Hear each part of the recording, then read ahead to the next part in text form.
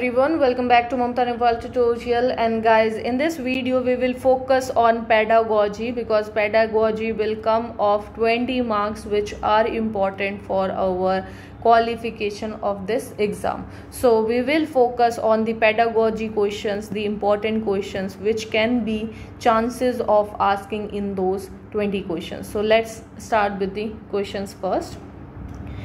The first question is, development is a never-ending process. As we know that development never stops from the birth to our death. So we always have some development in ourself. Okay, so the development is a never-ending process. This idea is associated with what? Which principle is this idea associated with?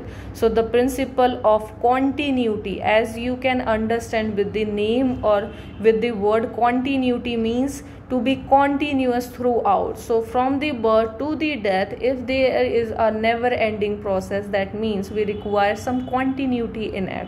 So option C is the correct one, principle of continuity.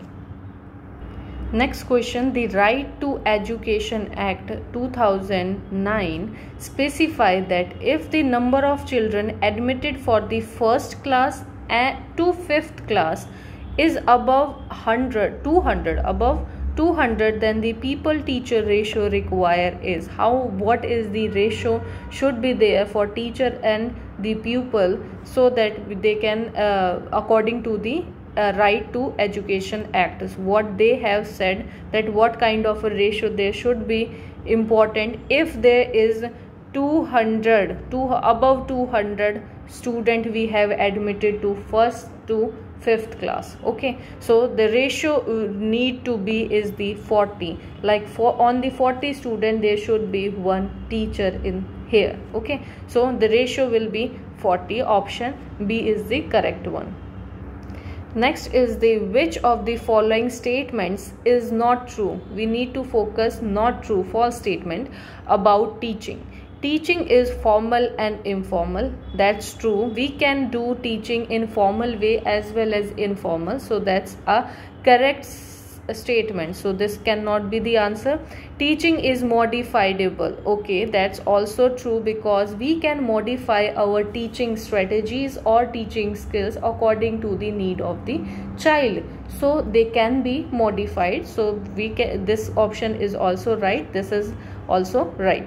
The teaching is instruction. The teaching is the instructions. No, that's not true. We are not teaching the student just for the instructions what we are given to what we give to the student. No, teaching is the experience or the thing which they learn from their teachers, or how the teacher will modify their teaching strategy so that the teacher will able to teach the student that concept which he or she required to teach in that class. So instructions are not the teaching. This strategy cannot be work. And teaching is a science as well as arts. That's also true. First we can say that the teaching is a science because we require experiments or other things so that we can use our minds according to the what we require to teach the students, as well as the art because we require some arts integration activities also, so that the concept will be very much clear to the students. So option C will be the correct one. This is the false statement about the teaching. Teaching is instructions. That's not true. Option C is the correct one. Next question is question 4. The National Curriculum Framework 2005 under the heading Quality Dimension. What are the quality dimension give more importance to? So what is the preference is given by the word quality dimension in the National Curriculum Framework 2005? Okay, so first option is experiences designed for the children and curriculum reformation. That's true. Under the quality dimension, they put more focus on the experiences which is designed for the children as well as the curriculum reforms, like it depend on the child's age, their ability, and which kind of a curriculum they need to fulfill or they need to follow. Okay, so option A is the correct one. Qualified and motivated teachers are not, no, this is not come under the heading quality dimensions. No. Experience designed for the children in term of knowledge, that's true, but that is partially true. So the curriculum reformation also required, so we cannot take it as an option. And physical resources, it is a part but not under the quality dimension. So option A is the correct one. Next question is question 5. To maintain interest among the students in the class, a teacher should, what a teacher should require so that the student will not get bored and student will take the interest in the topic which the teacher is teaching them. Okay, so what the teacher can do, it can discuss, but in discussion the informal thing is more focused. Like during the discussion we cannot cover a complete topic, and if the students are in young age we do not focus on this concept. Other than tell stories, maybe we can say that this can be an option, because to maintain the interest of the student and student take interest in stories, but it not the correct option. The correct option is always ask questions in between when you teach.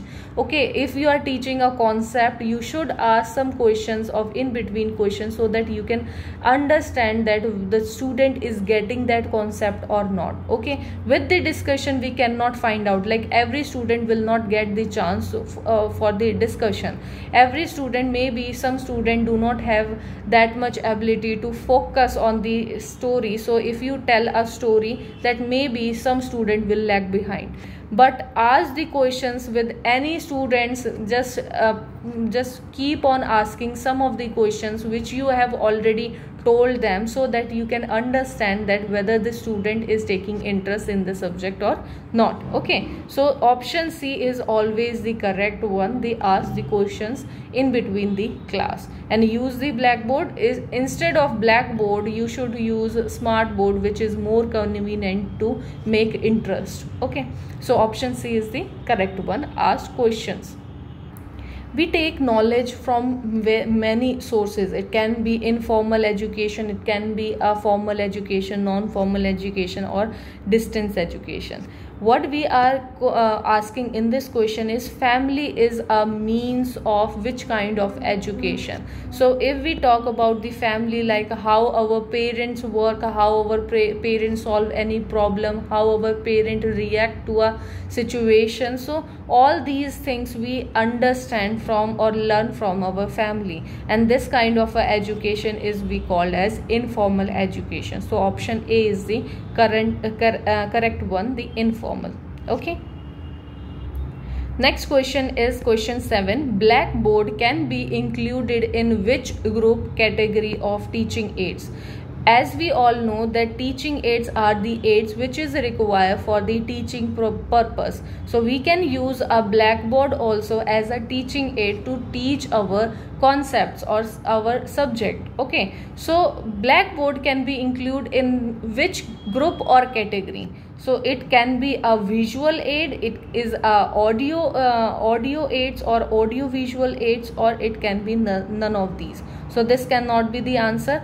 Blackboard is a visual aids, because we can only can see whatever written on the board. So we can only see, our one sense is working, our eyes. So the visual aids, the blackboard is included in the category of visual aids. On the audio aids we cannot use because it requires sound, and from the blackboard we cannot produce any sound. So the sound or the audio waves, audio aid cannot be the answer, and audio visual aids, it's also not possible. So option A is the correct one, the visual aids. Next question is question 8. Right to Education Act 2009 state that a teacher shall perform which of the following duties? So what are the duties the teacher need to follow according to the right to Education Act, RTE, according to 2009. So complete entire curriculum in specified time. That is important because we need to cover our curriculum in a particular time which is included in our in our syllabus. So we need to complete our syllabus in that specific time. That's true. Conduct and complete the curriculum. Yes, we need to conduct all the activities which is mentioned in the curriculum and complete the curriculum on time. Maintain regularity and punctuality in attending schools. That's also required because there are fixed periods which you need to put, or you have given. The curriculum will give you the particular periods which you need to focus on that children's. So maintain the regularity as well as punctuality in attending the schools. That's true. So option D will be the right, all of these. So according to Right to Education Act 2009, the teacher shall perform all these functions, all these duties the teacher need to perform. So option D is the correct one. Next question is an example of media that transports learner to remote places by means of visualized report. So what kind of a media we can use so that we can even reach to the remote places, the learner which are present in the remote places? So we can say that the telephone is the correct medium because every person have a telephone in nowadays. There is no people that they do not have mobile phone.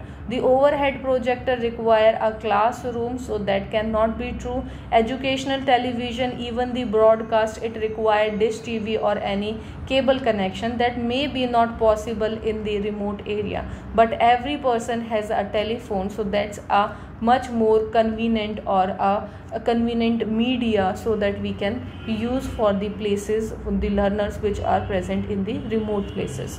Okay, so option A is the correct one. Next question is, which is your opinion in the reforms of present education system? If you get any chance to reform the present education system, which kind of a question will you induce? Okay, so what is it? Negative thinking, logical thinking, divergent thinking, or convergent thinking? What are the negative thinking? That means you are focusing on the cons only. Logical thinking, you are very much practical during that to reform that education system.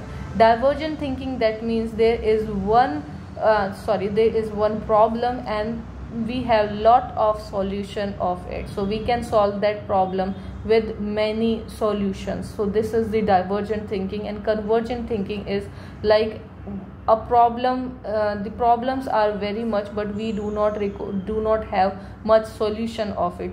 So this is kind of a convergent thinking. So we will focus on the divergent thinking, so that a child can use their mind, so that he can solve one problem with many solutions. So that is very good to reform the present education system. So option C will be correct, the divergent thinking. Next question is, the Forbes' most important contribution to education was his development of the dash. So the Forbes, she has given the most important contribution to the education as in the development of kindergarten.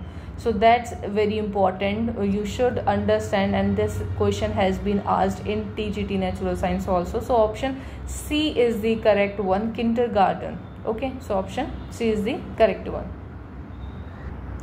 Next question is, when delivering an effective lecture in classroom, what a teacher should do to give a effective lecture in the classroom? He or she will vary the pitch and tone. That's also good to make the interest of the student, so that the pitch and the tone of the teacher will go according to the stress you need to put on the topic. Okay, so we can say that option A, but that's not a correct one. This is the partially true to make the interest, but not to make it more effective. Stand stationary at the lecture stand, that's not at all possible to make that lecture effective. So employs meaningful gestures. So if we are employing a meaningful gestures, that's a good that's a good effect during the delivery of the effective lecture, but we cannot make the lecture effective if the audience are not connected with the teacher which is teaching. So the student should be connected with with the teacher, then only we can say that this lecture is effective. So the main important is to establish the eye contact. If the teacher is establishing eye contact with each and every student during his lecture, so that lecture will be more effective. So option D is the correct one. To delivering an effective lecture, we require, or teacher required, to establish an eye contact. Next question is question 14. The first stage in the learning of a skill. When we learn any skill, what is the first stage? First stage, we require imitation. Imitation means copy the other person. If a person is doing some skill and in a certain way, so first the student or new person will try to copy, try to imitate that person to do that work, and that imitation will help them to learn these skills. So the first stage, the student, like how a normal baby will understand or learn these skills after the birth through the imitation. This is the first stage. So option A is the correct one. Coordination, it cannot be the first stage. It require more mental abilities. Manipulation also require more mental abilities. So we cannot consider it as the first stage, and precisions also. So option A is the correct, the imitation. Next is a question 15. A child's notebook shows error in writing like reverse image. They are making reverse image like B into D, D into B, or other kind like mirror images. A teacher has seen a notebook, and in that notebook he see that there are some mistakes, some error in the writing, where the person or the student is writing the mirror image. So such a student is showing sign of what? It's a learning problem, it is a learning difficulty, learning disability, or learning disadvantage. So it is a learning disability.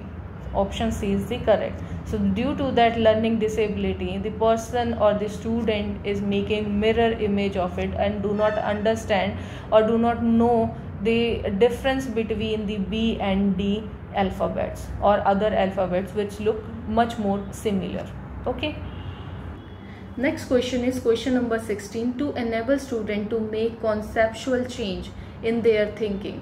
If you want a student to enable, or the student will change their concept which is pre-born, or which the concept is already present in their mind, but you need to change that conceptual questions or change that thinking. So this teacher should do what? Make clear and convincing explanation.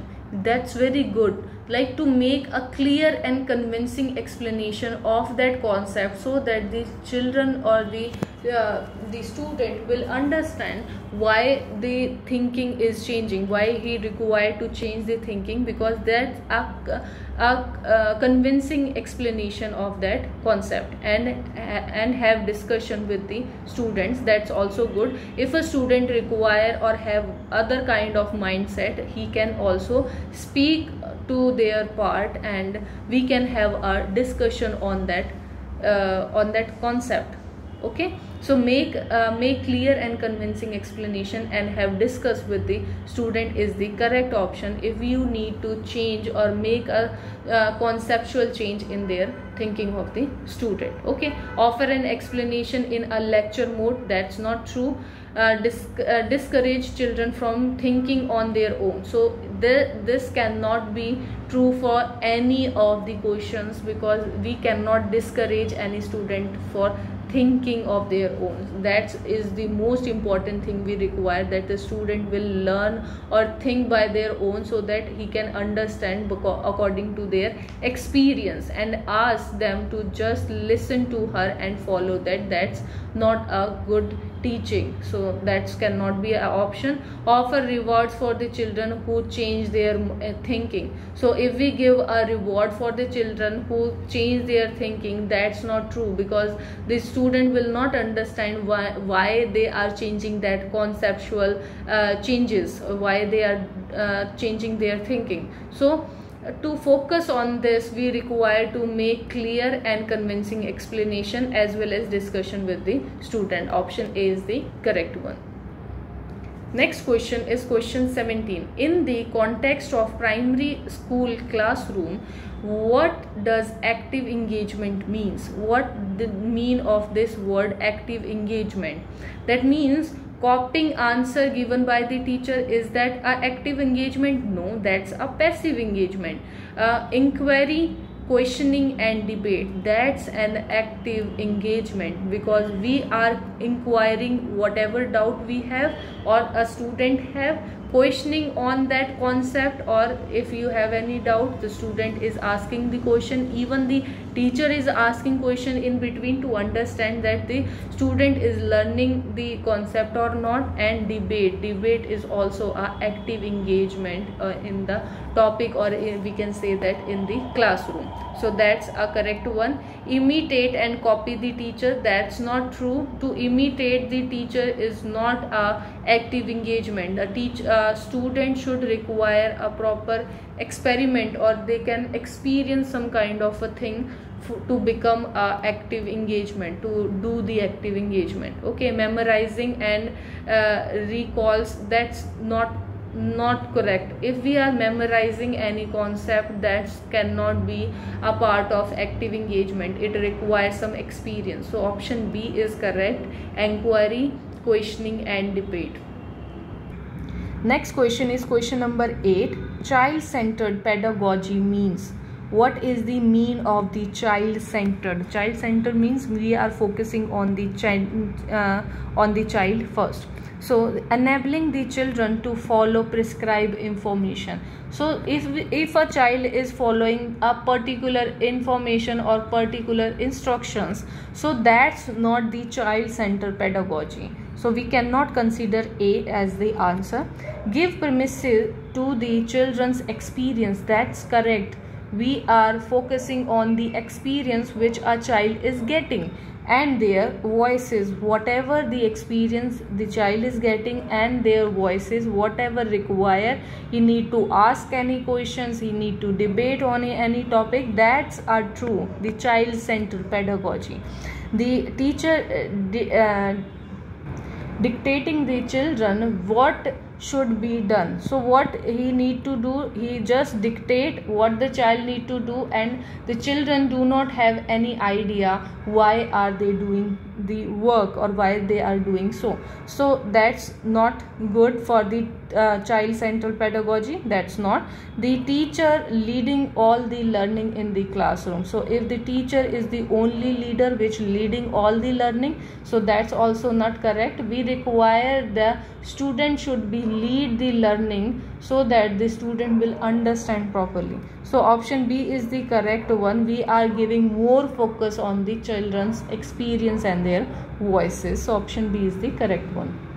Next question, question number 19. Research suggests that in a diverse classroom, what are the diverse? That means the students are coming from different culture in a same classroom. That's why we are calling it as a diverse classroom. A teacher's expectations from her students dash their learning. So the expectations from the expectations of the teacher from her students, it have a significant impact on the learning. It are the sole determinant of the learning, though no, that cannot be a sole determinant, because maybe because the classroom is a diverse classroom, and each and every student have different ability and have their ability to understand any concept, or we can say that the mental ability. So it depend on the child to child. So we cannot like say that teachers expectations are the sole determinant of their learning. No, should not be correlated with. So they if the expectations of the teachers from their students should not be correlate to their learning, no, that's not true. If a teacher is expecting something from a student, that have a significant impact on the learning. Option A is the correct one, and do not have any effect on. So that's not true. If you are expecting from someone, so you can say that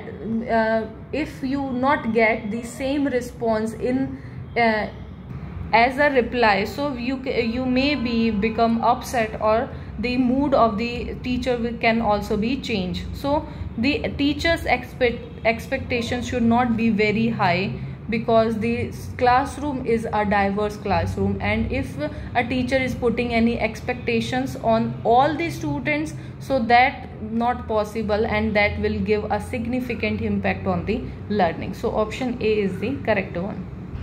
Last question is the teacher can help the children to process a complex situation. How a teacher can help the student so that he can process a complex situation, a problematic situation. Okay, so first is the breaking the task into smaller part. If this is a task a student should need to do, and it require 4 steps, so instead of doing the 4 steps all together, what a teacher can do, it break that task into a smaller component, like first task, second task, third task, and fourth task, and write it down the instructions for each and every task, so that the child will able to do or perform that task individually. So that is very important, or a teacher can help the student to process a complex situation by this process. Okay, giving a lecture on it, that's not good. Not offering any help. If the teacher will not offer any help so that the child learn to help on their own, that's also not correct. If the teacher will not help the child to learn, how a child will understand to learn, or how a child understand these steps.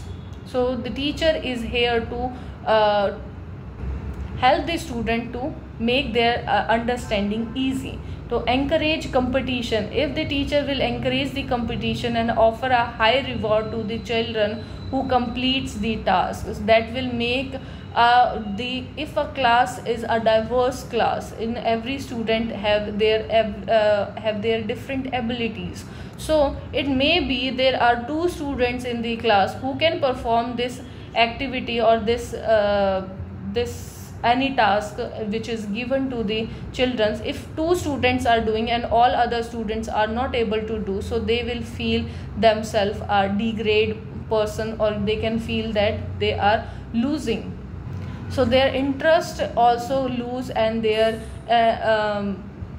confidence can also be lose if they lose every time, if they do not understand. So the most important and the correct option is the breaking the task into smaller parts and write down the instructions, so that every person will be on the same page, every children will learn the same concept and with same detail. So option is the correct one. So that's all in this video, guys. I think you have understand all these questions. If you have any doubt, please let me know, and if you like my videos, please give a thumbs up and subscribe my channel. And thank you guys for watching this video.